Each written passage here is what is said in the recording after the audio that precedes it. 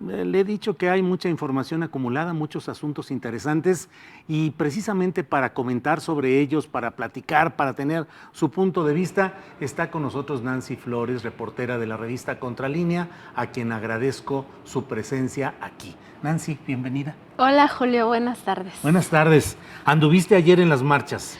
Sí, ayer me tocó cubrir, la marcha de los opositores a Andrés Manuel López Obrador. Yo vi que había muchas personas, también vi que había como una separación de clases sociales y también vi acarreo, aunque ellos decían que no.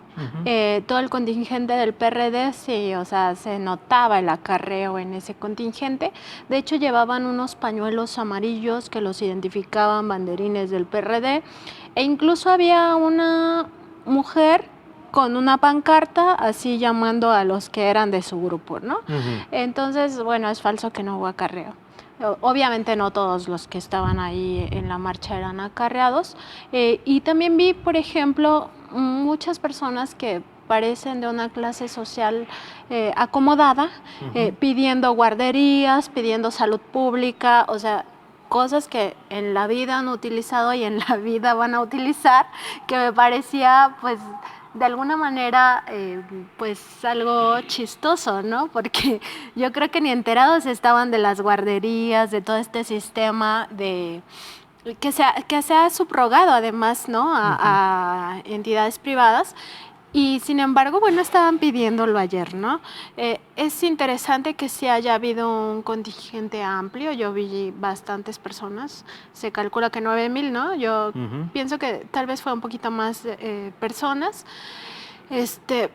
Pero me pareció un ejercicio interesante en el sentido de que, hay esa oposición es real, existe y ahora se manifiesta en las calles, ¿no? Algo que también muchos de ellos me parecía chistoso en el sentido de que han tenido una visión contra las marchas, ¿no? Hay muchos de ellos que siempre han criticado que las marchas son de personas que no tienen trabajo, que no tienen oficio, que les gusta estar... Huevones les dicen. Literalmente sí les dicen así, no ¿no? Protestar. Y que su derecho al libre tránsito, donde queda, etcétera, ¿no? Pero ahora ellos tomando las calles también, lo cual es interesante, sí, de alguna manera. Y luego fíjate que al principio de esta manifestación iban un contingente que no era exactamente esa manifestación, que eran los de la Federación de Estudiantes Campesinos Socialistas de México, esta organización semiclandestina de los normalistas rurales. Iban exigiendo que el presidente los escuchara. Entonces me seguí con ellos, ya no me fui al Monumento a la Revolución porque me pareció un poco más interesante esta otra marcha, porque además había muchos momentos de tensión. Hubieron de hecho 3 retenes con policías, ya sabes, con sus uniformes, sus toletes, sus escudos. En 3 momentos los intentaron detener. Uno de ellos fue en esta parte de Avenida Juárez, antes de entrar a Avenida Juárez y Reforma. El otro fue ya en Madero y Eje Central, y el otro en 5 de Mayo y Eje Central. En esos 3 momentos les impidieron el paso, iban acompañados por elementos de la Secretaría de Gobernación que trataban de dialogar con ellos. Evidentemente no se identificaban con nombre y apellido, pero estaban tratando de dialogar con ellos de que no entraran. También iban elementos del gobierno de la Ciudad de México que les decían, sí entren, pero después de que acabe el mitin del presidente López Obrador. Y ellos insistían en algo que es muy importante, que es este hecho de que es una plaza pública, ¿no? Finalmente les dejaron entrar. Entonces, ellos iban con sus cánticos de educación pública y gratuita, iban con sus denuncias muy específicas, porque el presidente ha dicho públicamente que va a apoyar a las normales rurales, y pues no ha sido así. Esa es una deuda que tiene el presidente López Obrador, una deuda real con el normalismo mexicano, que es muy importante además en el sentido de que estos profesores, estos maestros rurales van a lugares donde no van otros tipos de académicos, ¿no? Van a zonas muy alejadas, donde no hay caminos, donde de plano no hay prácticamente ni una subsistencia real, es decir, no hay tiendas de abarrotes, no hay luz, no hay todas las comodidades que alguien que estudia una carrera se espera, ¿no? Y ellos entran en esas dinámicas de la comunidad, ayudan a que las comunidades salgan adelante, etcétera. Entonces iban pidiendo más recursos para sus escuelas y el combate a la corrupción en sus escuelas, porque dicen que en muchas de ellas los directivos se quedan con el presupuesto y no lo ejercen para tener una matrícula más amplia o para tener mejores condiciones en las normales. Pero a mí me pareció que iban en un tono muy pacífico. De hecho, cuando entramos al Zócalo, porque yo ya me fui con ellos. Aventaste 3 manifestaciones. Sí, porque entonces, llegué al Zócalo 3 además. marchas. Exactamente. Entonces, ya cuando llegamos al Zócalo, pues muy tranquilos, se quedaron ahí a un lado del de donde estaba López Obrador, del templete, y no, ya no cantaron, no gritaron, estaban súper tranquilos porque estaban negociando una mesa de diálogo con la Secretaría de Gobernación. Llegaron a ese acuerdo con los organizadores, con quienes les estaban desde un principio pidiendo que no llegaran al Zócalo, y ya estaban en ese entendido de que hoy va a haber una mesa de diálogo, entonces hay que dar seguimiento a eso, sobre todo porque es, ya te digo, un tema fundamental para la educación rural de este país, ¿no? Y muchos niños se quedan sin profesores, sin escuelas, porque no hay quien vaya hasta allá, ¿no? Qué bueno que nos permites tener la visión de esta otra marcha que fue subsumida por la otra marcha de opositores, por el acto en el Zócalo, pero que desde luego merece ser comentada. Y en el Zócalo, ¿cómo viste el ambiente? Pues vi el ambiente interesante. Por supuesto que también hay visiones de que hubo mucho acarreo, pero yo también vi gente que realmente está comprometida con el presidente, ¿no? Lo que muchos llaman los AMLovers. Yo sí vi como un ambiente muy festivo, de mucha alegría en muchas personas y además mucha alegría honesta. Vi muchos adultos mayores, casi siempre que voy a mítines del presidente, veo muchos adultos mayores que están muy contentos con el presidente, no solo por su pensión universal, sino incluso porque son un sector que en muchos gobiernos, en gobiernos anteriores, habían sido invisibilizados. Y con el presidente no, con el presidente pareciera que hay como un vínculo ahí, ¿no? De rescate hacia este sector vulnerable.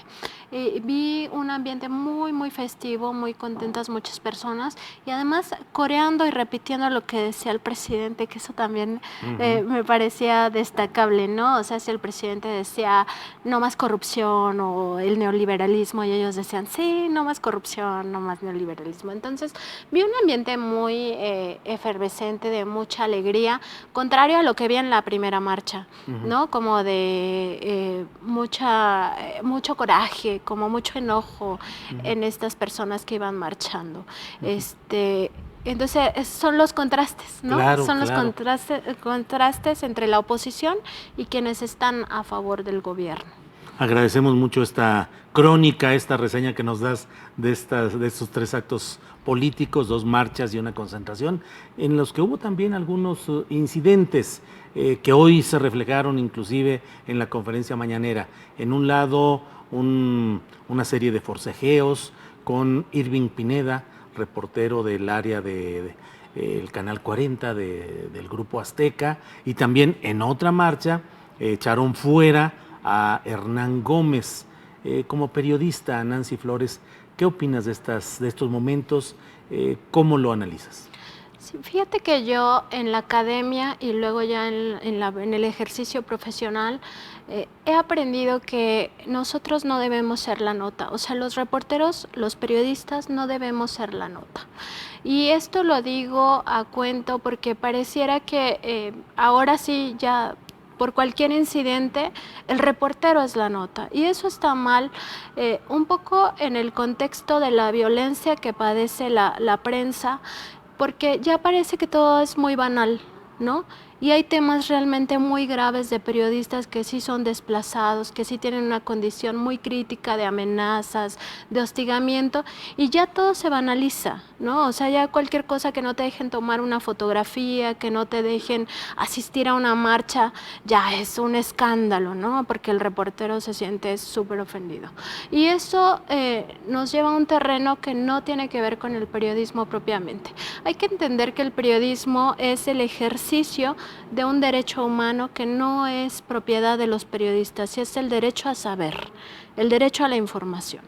Y si nosotros perdemos de lado eso y nos vamos solamente al tema de me están hostigando, me están atacando, etcétera, perdemos de vista ese objetivo, que es informar y que es conocer la verdad. Aunque nosotros, por supuesto, no tenemos la verdad en nuestras manos, ese es nuestro objetivo principal, ¿no? Entonces, en ese sentido yo vería que los periodistas debemos de hacer una autocrítica hacia nuestro trabajo. Yo aquí constantemente he comentado contigo, Julio, que nos falta ser autocríticos, que nos falta revisar nuestra profesión y además dejar que la sociedad fiscalice nuestro trabajo.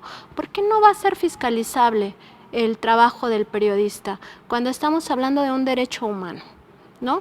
Y en segundo lugar, estamos hablando de que muchos periodistas y medios de comunicación han hecho mucho daño a este país a lo largo del tiempo, mintiendo, aceptando cochupos, ¿no? Lo que se conoce como chayos en el gremio, aceptando lisonjas a cambio de publicar cosas positivas. Eso se da no solamente en el, digamos, en la cobertura de lo político, sino también de lo empresarial.